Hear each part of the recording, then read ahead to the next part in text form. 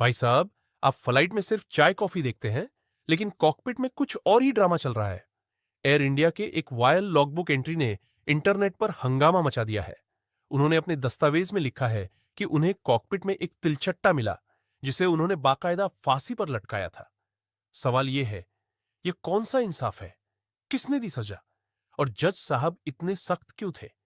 आइए देखते हैं इस हाई फ्लाइंग कोर्टरूम ड्रामा की पूरी कहानी।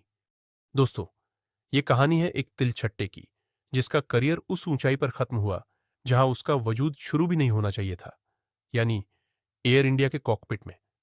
एक वायरल लॉगबुक एंट्री ने दुनिया को दिखाया कि भारतीय विमानन इतिहास में क्या चल रहा है। एक पायलट ने अपने आधिकारिक दस्तावेज में लिखा, कॉकपिट में एक तिलछट्टा पाया गया, उसे तुरंत पकड़कर फांसी पर लटकाया गया। क्या? फांसी? एक तिलछट्टे को? यह कोई मामूली सफाई अभियान नहीं था दोस्तों, यह था न्याय। जरा सोचिए वो दृश्य।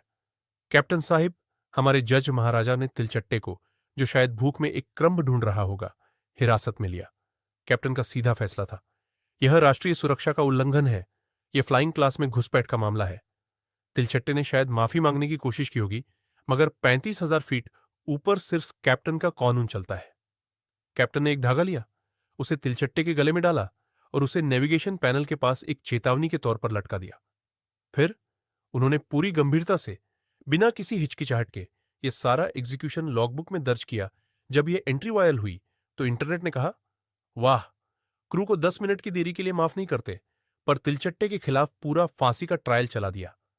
यही कारण है कि लोगों ने कहा, जज साहब थोड़े ज्यादा ही सख्त थे। शायद कैप्टन बस यही दिखाना चाहते थे कि देखो, हम अपनी सफाई और सुरक्षा को लेकर कितने सीरियस है, यहां तक कि कीड़ों के लिए भी हमारे पास डेथ पेनल्टी है।